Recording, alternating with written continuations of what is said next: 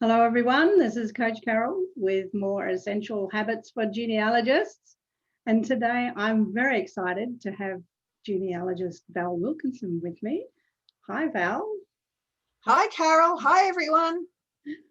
Good to have you with us today, Val, because I really struggle sometimes when I'm trying to find those death notices. And I know that you can help me with that, especially for Australian genealogists.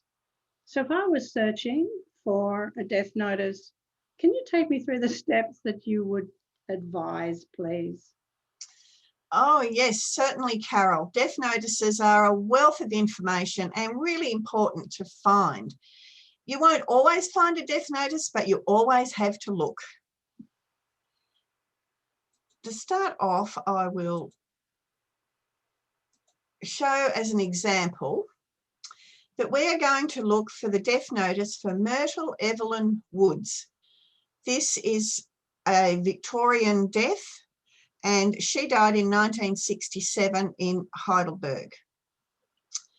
1967 is after the digitised newspaper collection on the Trove website, so we have to use some other methods to try and find a death notice. To start with, you can search around some cemeteries that are close to Heidelberg in the north of Melbourne, and if you don't find anything there, you'd need to start looking further. The first thing I would do would be to go to the Ryerson Index. The Ryerson Index is an index to death notices and obituaries in Australian newspapers. The website is ryersonindex, all one word, .org. It is a website that is compiled by just volunteers, so that it can be a bit hit and miss as to what you actually get as a result. And I've just seen that I haven't done it. We'll have to stop that. That's okay. Let's just pause the recording. The Ryerson Index is an index to death notices and obituaries in Australian newspapers. It's compiled by volunteers, and it can be a little bit hit and miss as to what they have, but it's worth looking. Let's try for Myrtle Woods. Myrtle, and we know that she died in 1967, so we can limit it. At the moment, there are over 7 million notices on this website. And we are lucky enough to find an entry. Yay. Yay. And she died on the 27th of November, 1967. It's a death notice. And the details are that she died at Heidelberg in Victoria, but she was late of Elizabeth Bay in Sydney. Now, that's something we didn't know. Family were all Victorians. It's in the Sydney Morning Herald is the publication, and the date it was published was on the 1st of December, 1967. So the next thing we need to do is try and find that copy of the Sydney Morning Herald. The best way I have found for that is through the National Library of Australia's website. So it's www.nla.gov.au. Anyone can access the National Library.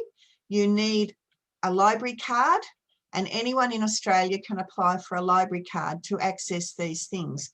On the front page, there's this little menu item that says Get a Library Card with an arrow. Click on that and it shows you how to do it. Oh, that's something new for me today. Very easy to do. Now, what we want to do is go to e-resources, because these are digital things. They're all online. We'll click on e-resources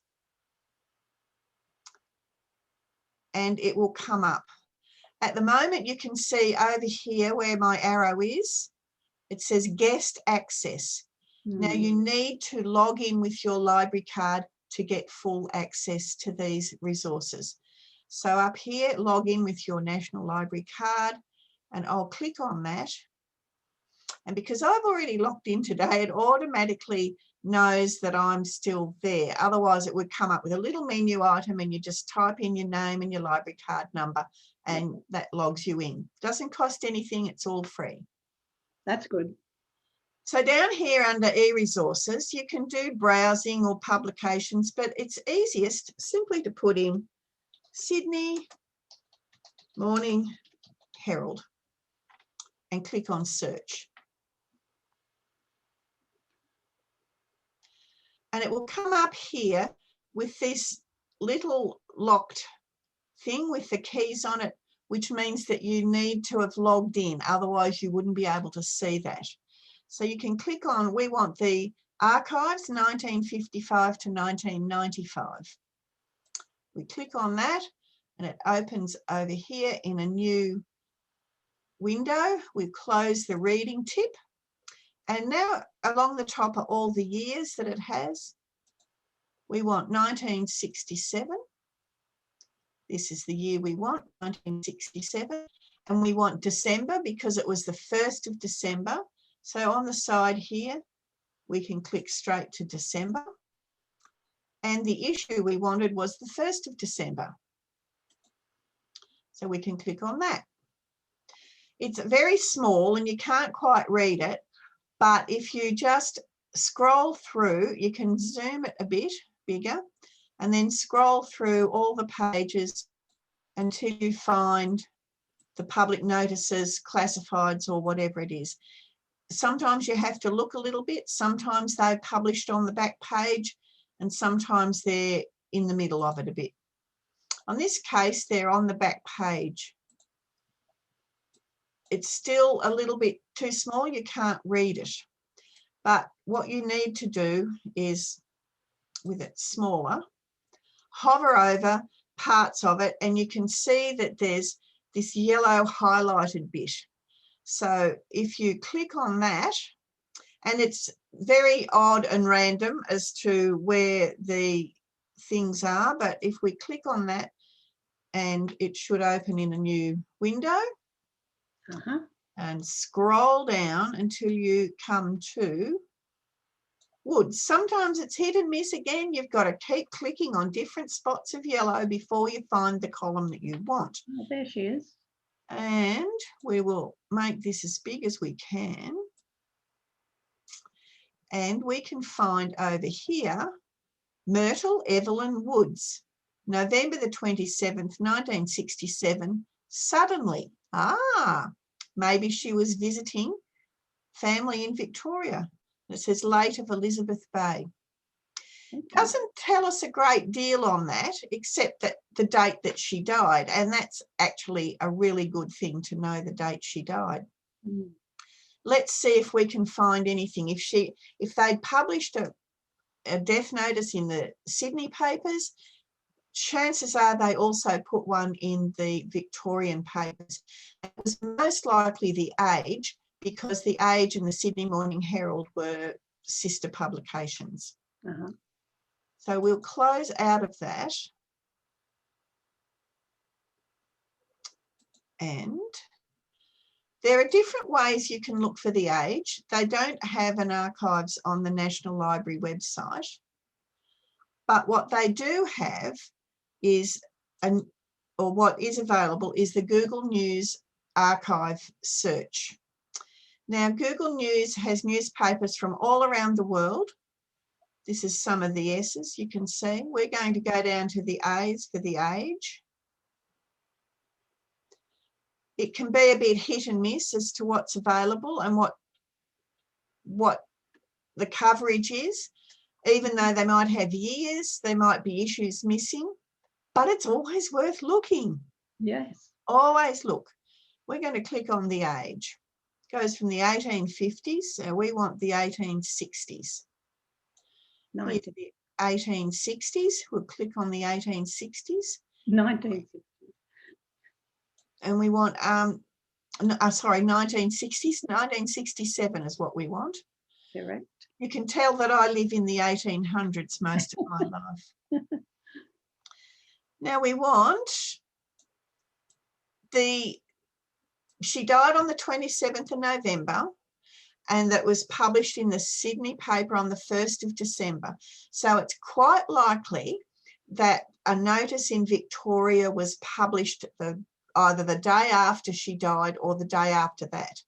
So start off, she died on the 27th of November, so start off with the 28th of November. And we have to view all of those. Yeah.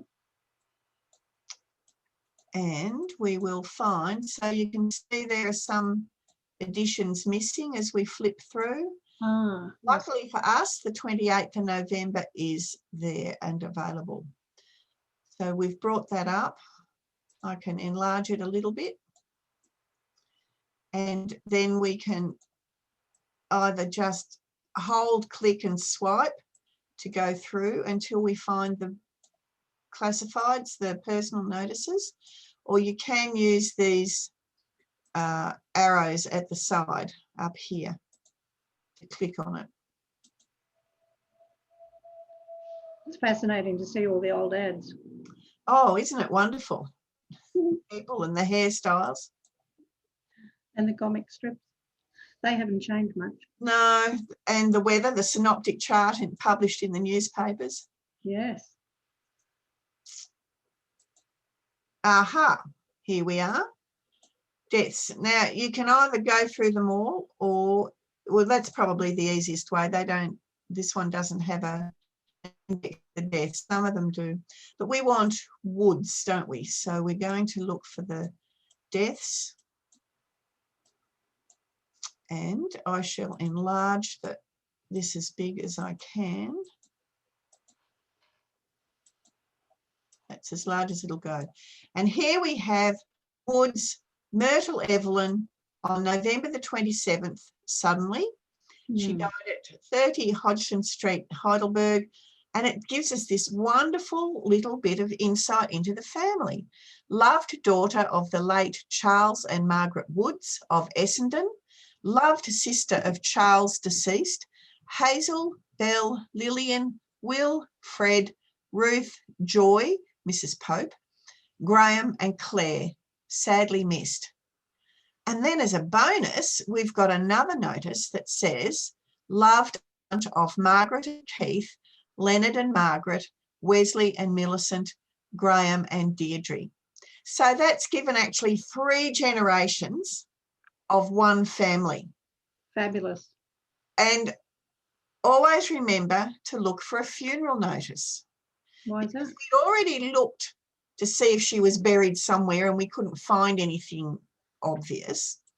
So we then need to find our funeral notices, which we've got headings up here and across here, they go in alphabetical order.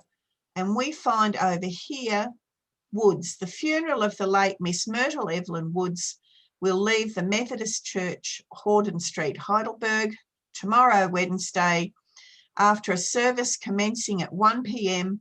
for the Melbourne General Cemetery at Carlton. Fabulous. We now know where she's buried. Hey, wonderful. I actually have had a look, and there is in the actual burial records that they publish, and also Find a Grave, Billion Graves, those things that would cover the cemetery. They're all headstones. She's not got a listing, so we assume that she doesn't have a headstone. There might be burial records that aren't released on the internet yet. Okay. Anyway, that then tells us where she's buried. I'm going to stop sharing, come back and visit you all. Excellent. That was fabulous. That is one way that you can find. You've collected all of that. What do you do with the bits and pieces that you've collected? Okay. Advise us to do that. All right. Well, I'll share my screen again. And what I do, I use my snipping tool and I snip out the notices from the paper, and then I label them underneath that first one was the Sydney Morning Herald, Friday the 1st of December 1967, and the page 26. And then the same thing with the ones from the age. And then because they come up as an image, when you save them with your clipping tool, I can group them all together in a group, so that even if I move these, it's not going to move on here. Here it is. There it is. I can move them around and I don't lose any of the parts of my little snippets. So that's how I do them, and I find as many as I possibly can. And you would spend quite a lot of time, I imagine. I spend hours. Your hours probably are less now because you know the steps and where to go. Indeed. And the other thing, if you have a subscription to Ancestry.com, they do have, as one of their collections, Australian newspaper vital records archives, I think they call them. If you go to the card catalogue, you'll find it. And someone has digitized those pages only, not the whole newspaper, but pages of those births, deaths and marriage notices, and they are on the website for Ancestry.com. But if you don't have a paid subscription, you need to look somewhere else.